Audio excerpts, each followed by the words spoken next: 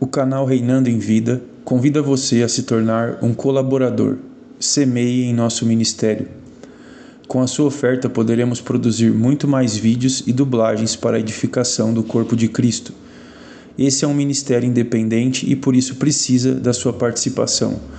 Seja um multiplicador dessa visão, curtindo, compartilhando o vídeo com mais pessoas e ofertando para a manutenção do trabalho missionário.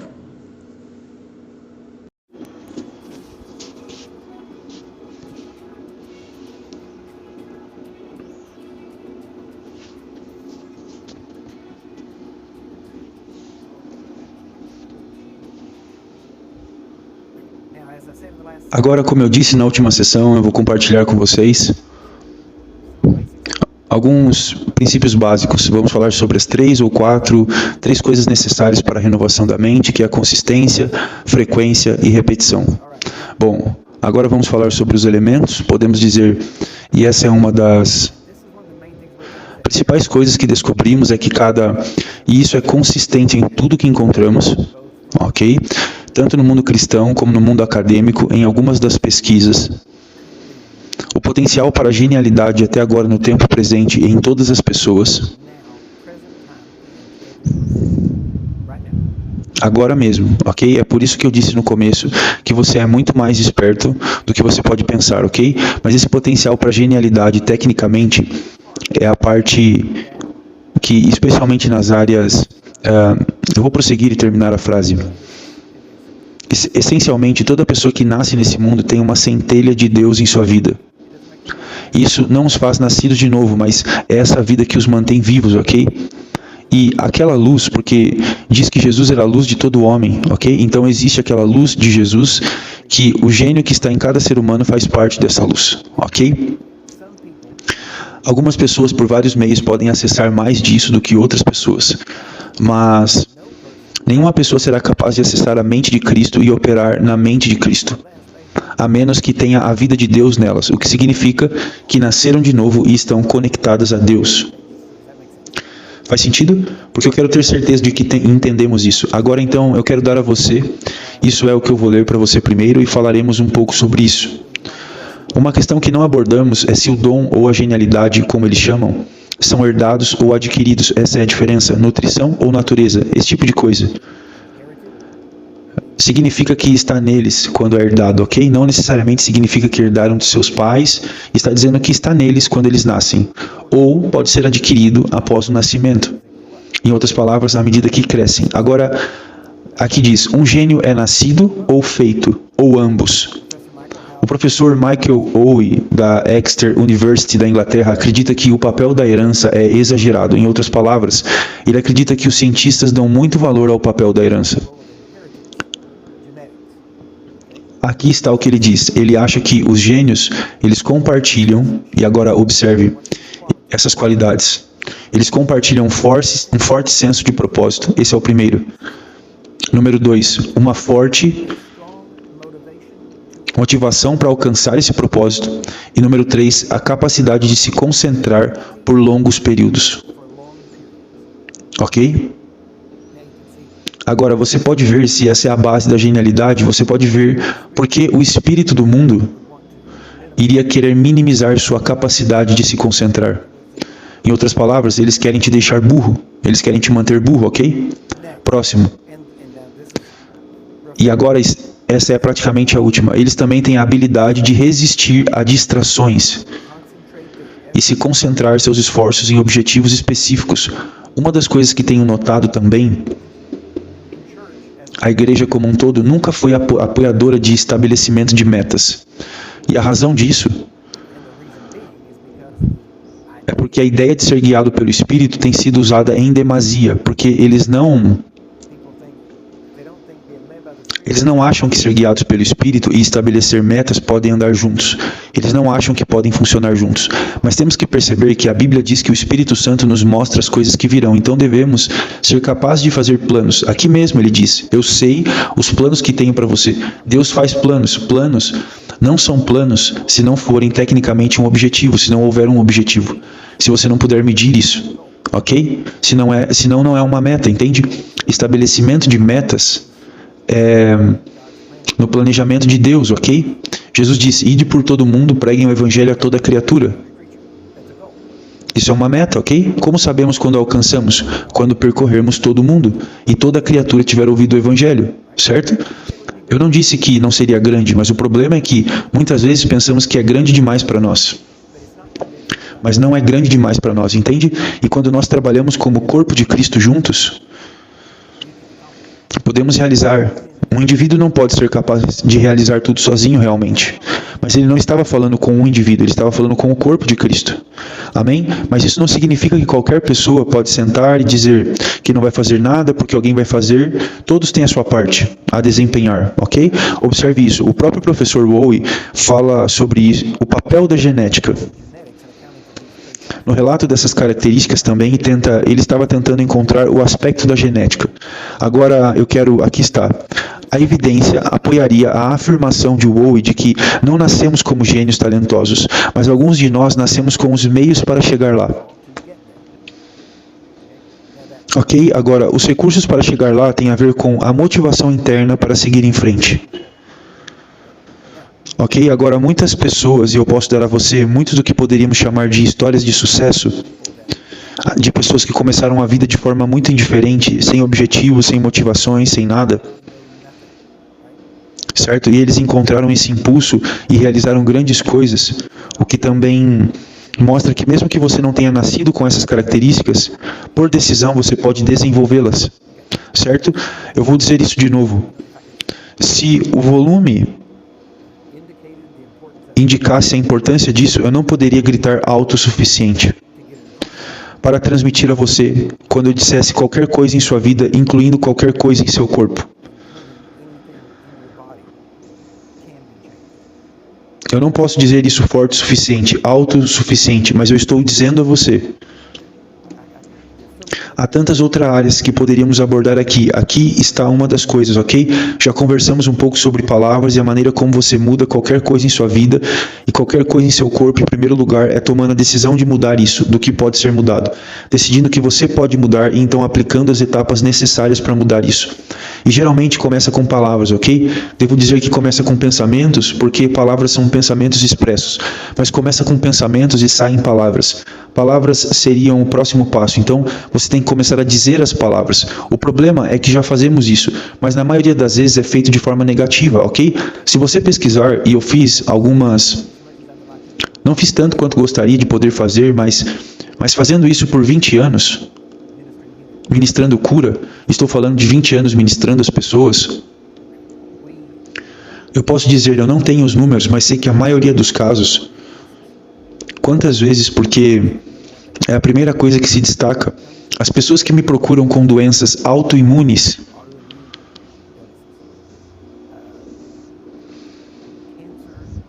câncer localizado, geralmente em uma parte do corpo, isso pode se explicar a homens e mulheres, mas eu vi predominantemente em mulheres.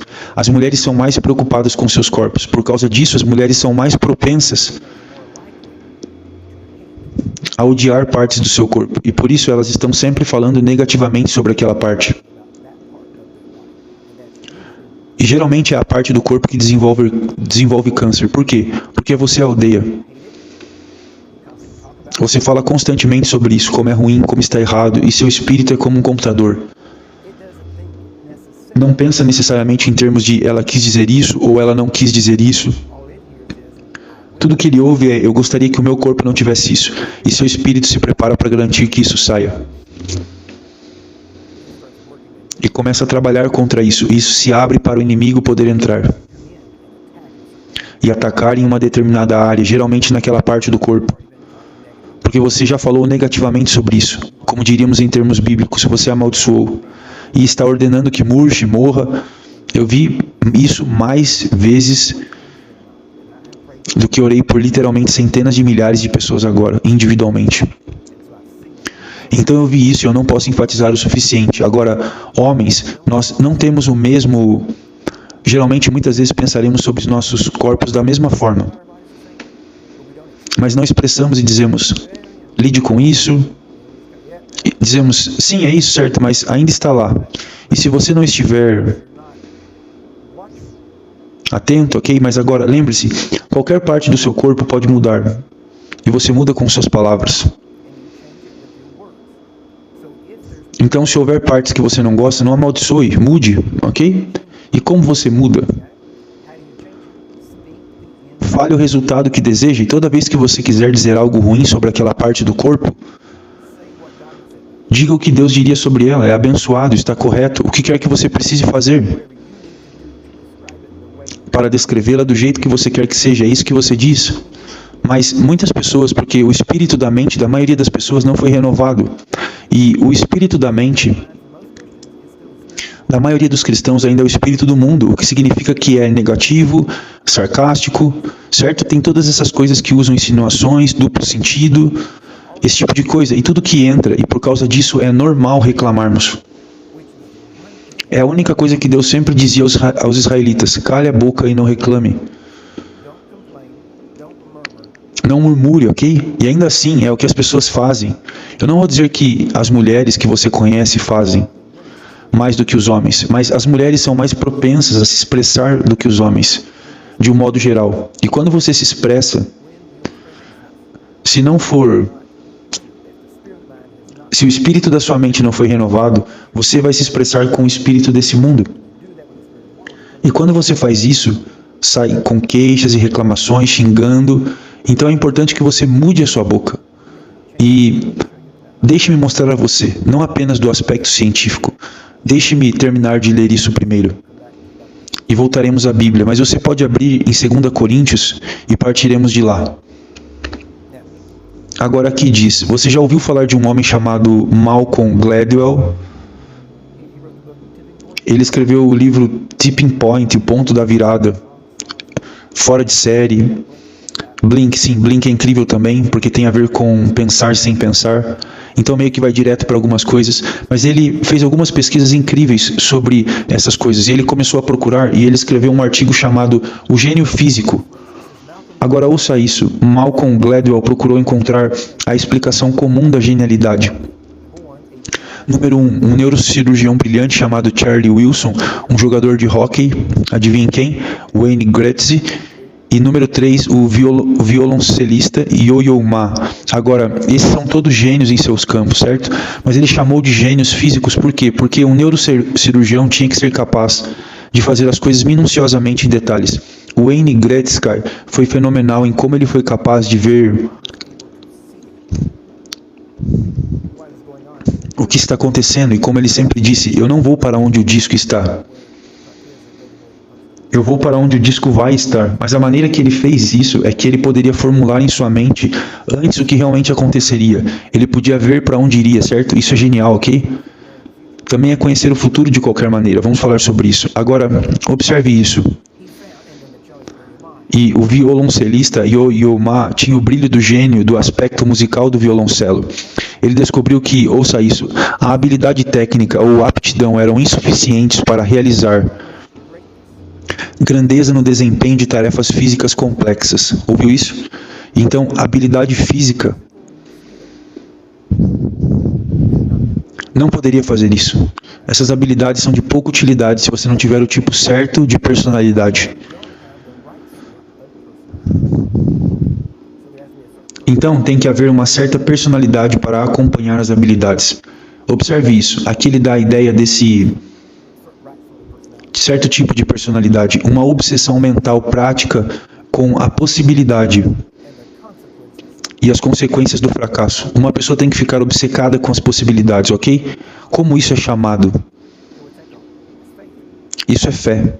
Se você está obcecado com as possibilidades, isso é fé. Entende? E você tem que saber as possibilidades ou as consequências do fracasso. E quanto maior as possibilidades e maior as consequências, mais obcecado a pessoa se torna. Agora, em minha própria vida, eu acho que eu deveria ter continuado com isso. Eu não estou afirmando ser um gênio nessas áreas, como essas pessoas. Eu não estou dizendo isso. Mas notei que quando minha filha morreu, e comecei a estudar cura, eu fiquei obcecado. Foi isso que possibilitou, por isso que eu descobri. E foi por causa disso que Deus foi capaz de abrir a revelação que Ele revelou. Eu fui cavando cada vez mais fundo e não estava satisfeito com as respostas do status quo. E porque eu perdi uma filha e sabia que havia outras pessoas que seus entes queridos estavam morrendo, então o que eu vi? Eu vi na Bíblia a possibilidade de "e ele curou a todos". E eu vi as consequências que eram grandes se não funcionasse, porque as pessoas iriam morrer. Agora, essas duas coisas são os dois extremos que você pode ir. Foi com isso que eu fui confrontado, e por isso eu fiquei obcecado com encontrar a verdade, e foi isso que abriu essas portas. Agora, diz aqui, quero ir para o final, diz: Gladwell descobriu que seus 3 gênios dedicam horas extras praticando habilidades básicas. Esses são os melhores em sua área. Eles não praticam, veja só, eles não praticam coisas sofisticadas, eles praticam o básico repetidamente. Agora, vou dizer a você, a diferença, a linha divisória entre genialidade / grandeza em empreendimentos e mediocridade é a capacidade de fazer a mesma coisa todos os dias, sem parar, sem ficar entediado, e ser capaz de focar nisso e continuar. E entenda isso, não apenas estudando, porque todos podem estudar e fazer coisas maiores, mas é a capacidade de sempre voltar ao básico e fazer as pequenas coisas repetidamente. Eu poderia mostrar a você em todos os campos, e se você já passou pelo DHT, já me ouviu falar sobre isso antes. Não são as coisas sofisticadas. Quando eu estava ensinando artes marciais, eu nunca vi ninguém ganhar uma luta de rua com um chute giratório. Isso nunca aconteceu. Agora, eles podem ter feito isso como uma vitória, depois de nocautear o cara, ok? Ou fazer um backflip, como eles fazem muitas vezes, mas o que eu notei é que todo grande lutador sempre usou a mesma técnica. E a razão pela qual ele usava a mesma técnica para vencer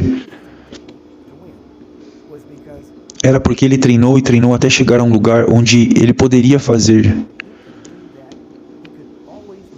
Ele sempre se manobraria em posição para ser capaz de usar a técnica. Então ele é capaz de se concentrar nela. Ali tinha seu rope-a-dope, ele tinha o jogo de pés, ele era capaz de se mover para dentro e para fora. Bruce Lee costumava assistir aos vídeos de lutas de Ali e pegou o movimento de pés dele, incluiu seu jogo de pés, e também seu irmão Peter treinou em esgrima, então ele combinou o jogo de pés de Ali com o jogo de pés de esgrima. O jogo de pés de Ali era capaz de se mover e manobrar rapidamente. O jogo de pés da esgrima fez com que ele pudesse se mover de 3 a 4 metros em menos de 1 segundo. Então, isso é chamado de fechamento. Ele foi capaz de fechar a lacuna. Ou também é chamado de entrada, ok? Você é capaz de entrar em um oponente. Quando você pode entrar em um oponente rápido, ele não consegue se estabelecer. Uma defesa boa, ele não pode sair do caminho. Então, Bruce treinou isso. Então, era isso que ensinávamos quando eu estava ensinando artes marciais. Essa foi a arte que eu ensinei. E então treinamos, mas a maneira como treinamos, não treinávamos apenas todas essas coisas extravagantes. Nós treinávamos 8 ou 10 coisas constantemente. Nós treinamos e treinamos e treinamos. E uma das coisas que eu li e sabia sobre Bruce era que mesmo quando ele sentava e assistia televisão, não porque ele estava interessado em televisão, mas ele tinha uma almofada, e era uma almofada de soco, e ele sentava lá e socava essa almofada constantemente. Toda vez que a cena mudava, ele se movia, e ele usava a mudança da cena como um estímulo para ser capaz de se mover. Então ele desenvolveu rapidez. A coisa foi... Não vou entrar em detalhes sobre o Bruce Lee e o que ele tentou fazer, mas o principal sobre isso é que ele tinha habilidade mesmo quando treinávamos. Nossas técnicas de treinamento foram desenvolvidas por ele, ok? Então aprendemos. Eu treinei com 3 de seus alunos pessoais e, na verdade, fui certificado com o primeiro. O primeiro homem que treinou com ele foi certificado com ele. Eu treinei com eles e as coisas que Bruce os ensinou foram transmitidas.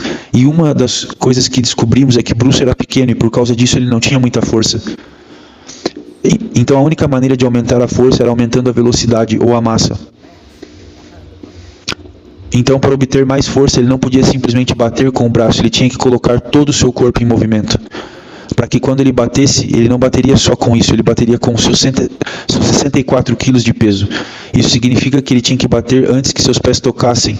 Então, quando ele se movesse, antes que seu pé tocasse o chão, seu poder então diminuiria. Quando você bate com antecedência, ele atingiria outra pessoa, e se você batesse, então avançava. Você dobrou o seu impacto. Então, você cronometrou, e assim que ela se moveu, Então, você se moveu para atingi-la enquanto ela está se movendo e você dobrou o impacto do peso corporal. Essa era a mecânica. Nós costumávamos chamar estranhamente de luta de rua científica, porque analisamos essas coisas, mas as pessoas tinham que perceber que não era a força muscular que produzia o poder, mas o que tornava Bruce mais forte do que a maioria dos homens do seu tamanho é porque ele desenvolveu forças nos tendões, e seus tendões são cerca de 25 a 35 vezes mais fortes que seu músculo. E porque eles também são estabilizadores e mantêm tudo junto. E assim é que você não consegue desenvolver força nos tendões levantando peso. Isso só trabalha os músculos. Então, a maneira como você desenvolve força no tendão é que você tem que usar geralmente o que chamaríamos de exercícios isométricos. O que significa que você pegaria a parede, colocaria sua mão contra ela nesse ponto e pressionaria o mais forte que pudesse por um período de tempo. Então você se moveria 0,6 centímetros e faria novamente, até que esteja reto. Agora, porque o tendão só ganha força na posição em que está. Então você tem que fortalecer cada parte do tendão até o fim para obter força, ok? Mas a capacidade de fazer isso por horas a fio, a maioria das pessoas não tem. A maioria das pessoas querem entrar, querem fazer coisas chiques, elas querem dançar, elas querem fazer esse tipo de coisa. Eles não percebem que isso tudo é chamativo, mas não ganha lutas. O que ganha lutas é o básico. Isso é o que eles provaram pela ciência, a razão pela qual as pessoas são capazes de trazer à tona a genialidade. É porque elas têm a capacidade de focar, concentrar e praticar. Pequenas coisas básicas que irão ajudá-las. Elas não apenas saem e vão fazer a coisa toda. Eles dividem em partes e repetem e fazem aquela coisa 10.000 vezes. E então eles pegam a outra parte e fazem isso 10.000 vezes, e eles pegam a outra parte e fazem 10.000 vezes. E quando você adiciona tudo isso, se torna uma segunda natureza. E quando se torna uma segunda natureza para você, é quando você a obtém, é quando a genialidade aparece. Então você pode desenvolver isso, mas a razão pela qual a maioria das pessoas não faz,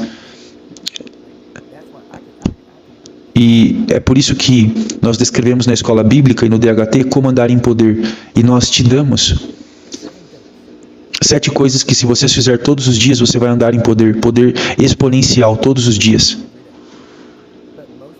Mas a maioria das pessoas não os faz todos os dias. Eles o fazem por um tempo, mas não tem consistência, frequência e repetição. Então você deve desenvolver a disciplina para poder fazer essas coisas. Se você não fizer isso, você está aprendendo algo, você está obtendo informações, mas não se tornará esse conhecimento, amém? Agora, muito rapidamente, eu tenho só 1 minuto. Eu disse para você ir para 2 Coríntios 4. Eu só quero ler isso para você. Apenas para provar isso. Nós provavelmente falaremos um pouco mais em apenas 1 minuto. 2 Coríntios 4. Vamos começar no verso 15. Porque todas as coisas são por causa de vós, para que a abundante graça possa, por meio da ação de graças de muito, aumentar para a glória de Deus.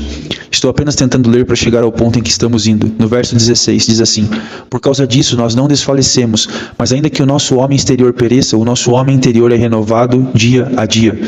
Isso significa que está aumentando. Agora, o seu homem interior é o Espírito.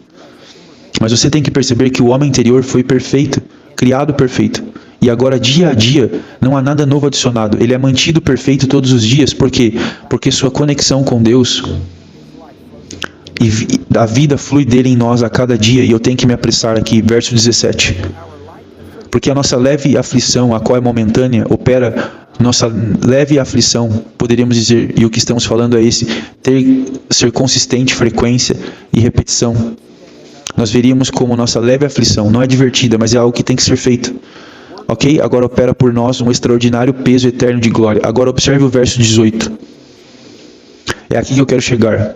A única maneira que isso funciona melhor para você é isso. Não olhamos, não veja, não olhe, ok? Não olhamos para as coisas que se veem, mas para as coisas que não se veem. Você deve ser capaz de olhar para as coisas que não são vistas. Entende? Porque as coisas que se veem são temporais. Essa é a palavra para temporais. Coisas que são vistas são temporárias. Repita comigo. Coisas que são vistas, elas são temporárias. Observe isso, mas as coisas que não se veem são eternas. Então, temos coisas temporárias e coisas eternas. Você não pode ver as coisas eternas, mas pode ver as coisas temporárias. O que significa quando diz que é temporário? Significa que muda. Então, se você pode ver, você pode mudar. Entende? Se você pode ver, pode mudar porque é temporário. Não é eterno. Entendeu? Então, se há algo que você não gosta em você, que você pode ver, adivinhe. Isso pode mudar. Entende? É temporário. Estou lhe dizendo, há uma geração, e eu acredito que pode ser nós, que vai pegar essa palavra, acreditar, fazer, e vamos ver as mudanças acontecerem. E seremos aquela geração que pode se manifestar como os filhos de Deus e andar como Jesus, falar como Jesus, mudar nosso corpo para o ponto onde obviamente doença e enfermidade não vão operar. Andando em saúde, mas mudando o que quer que seja que precisa ser mudado. E se pudermos mudar nossos corpos, você pode mudar qualquer outra coisa em sua vida, ok? Então, agora você entendeu isso? Então, se é temporário, pode mudar. Agora, ninguém tem mais direito sobre o seu corpo do que você, além de Deus, ok? Mas você tem o direito sobre o seu corpo.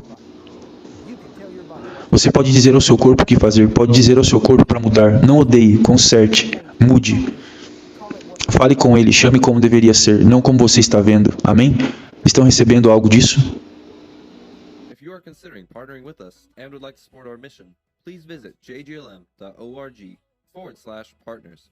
Proceeds will go toward the cost of the television broadcast and our mission work around the world.